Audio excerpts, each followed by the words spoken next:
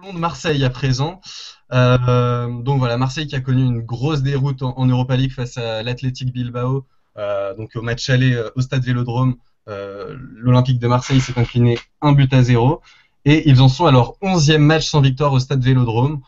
C'est simple, il y a eu juste 2 victoires cette saison au Stade Vélodrome.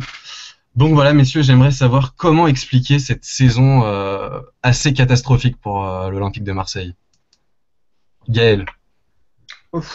Comment expliquer toute la saison? Ça va être compliqué. Bien sûr, on va parler du départ de Marcelo Bielsa, mais bon, voilà, on va dire que la difficulté d'engendrer le départ de Marcelo Bielsa pouvait s'étaler, on va dire, sur les 6 premiers mois de Michel. Maintenant, il y a des questions qui se posent sur la vie en interne, sur la vie du groupe, sur ce qui est fait à l'entraînement. Et puis, quel est le projet? Où va le club? J'ai l'impression qu'on est dans une saison de transition. La Brune travaille pour vendre le club. L'intégration dans le projet sportif de Doyen Sport vise à pouvoir attirer de nouveaux investisseurs. Et puis, ben, on demande à Mitchell ouais, d'assurer une transition. On n'a plus trop d'objectifs et il n'y a pas de projet. Et c'est surtout ça le principal défaut.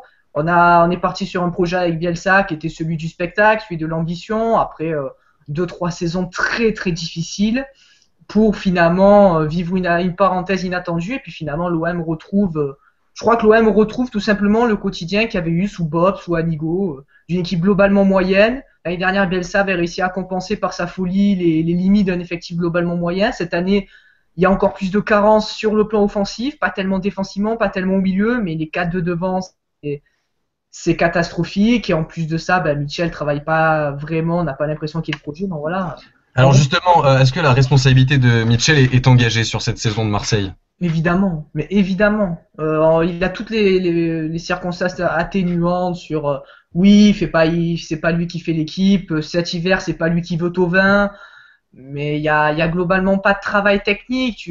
Tu regardes les matchs, tu sais pas ce que veut faire l'OM, quoi. Tu sais pas ce que veut faire l'OM. Alors il a des joueurs qui sont pas intelligents, mais ils s'entêtent dans certains choix qui sont assez surprenants. Tu as un attaquant comme Fletcher qui est bon dans le jeu, qui apporte une forme de variété, mais qui est surtout un bon attaquant pour reprendre les centres. Tu t'obstines avec des faux pieds.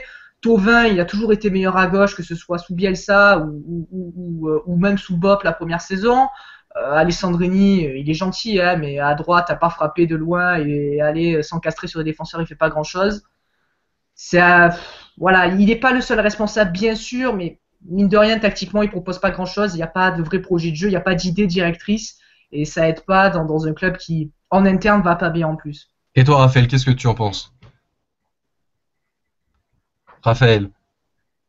Bon, visiblement on a des problèmes avec Raphaël. Maxime, qu'est-ce que tu penses de cette saison de l'Olympique Oui, de bah moi Marseille et sur le rendement de Mitchell? je suis tout à fait d'accord avec Gaël. Ce qui manque à l'Olympique de Marseille, c'est un projet.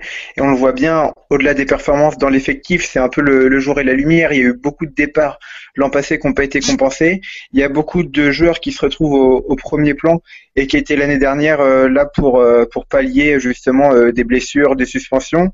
Et des joueurs moyens qui se retrouvent au premier plan et qui doivent faire avec deux joueurs qui sont Mandanda et Diarra pour soulever l'équipe, essayer de les remobiliser.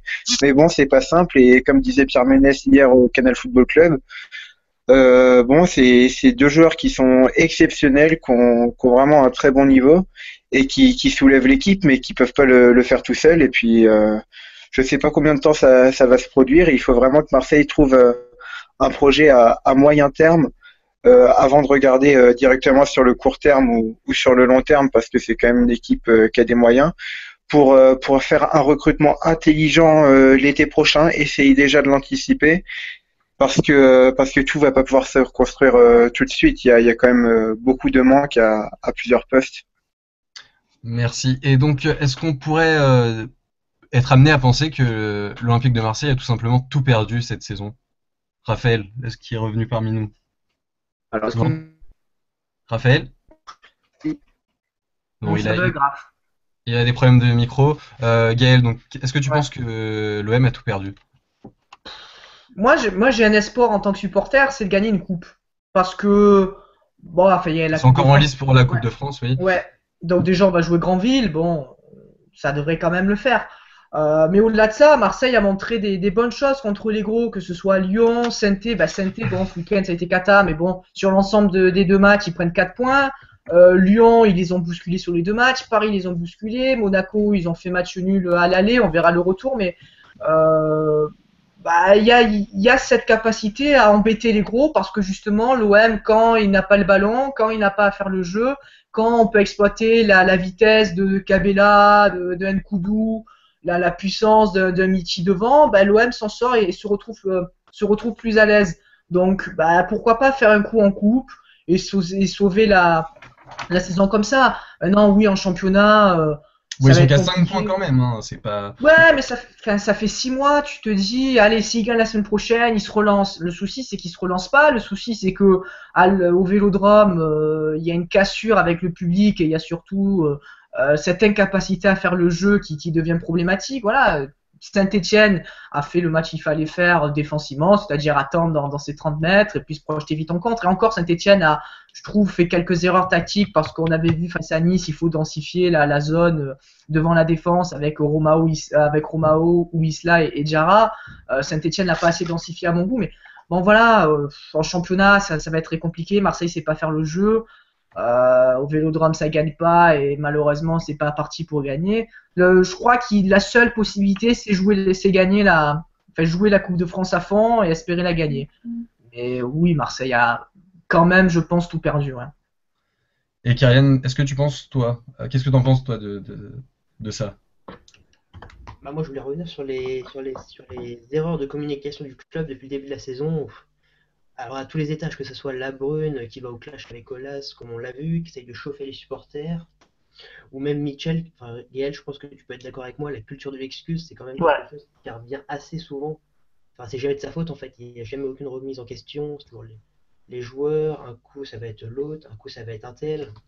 On Bon sait voilà, jamais les quoi dire. responsabilités, on parlait donc de la responsabilité de Mitchell qui est engagée, donc selon vous aussi, la direction a sa part de responsabilité dans cette saison catastrophique. Euh, Si je peux y aller. Oui, oui, oui.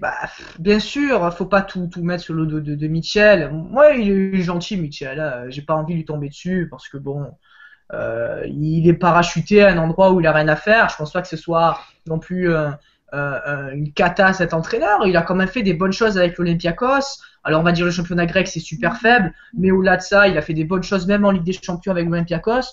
Je crois surtout que oui, il y a aussi, on le disait, une absence de projet tactique, une absence tout simplement de projet pour l'OM, l'instabilité suscitée par les tergiversations en haut se répercute sur le terrain, c'est-à-dire qu'aujourd'hui on sait pas où va le club, est-ce qu'il va être vendu, le club, Margarita veut le vendre, ne veut plus mettre d'argent, sauf que personne ne veut acheter ce club. Aujourd'hui, si tu dois acheter un club en Ligue 1, c'est plus Bordeaux, c'est plus Lille, c'est plus Nice, c'est pas tellement Marseille. Et tout le nœud du problème vient de là. C'est pour ça que Bielsa est parti, parce que la Brune voulait intégrer le club dans le football business pour attirer de nouveaux investisseurs, que Bielsa n'en voulait pas, donc on a fait partir Bielsa. C'est pour ça qu'on a appelé Mitchell, qui est l'entraîneur Doyen Sport, qui a des réseaux avec Doyen Sport, qui a des réseaux en Espagne. Ça ne fonctionne pas. Bien sûr que la direction a sa responsabilité, et puis au-delà de ça, l'absence aussi de projets sportifs. La Brune fait tout.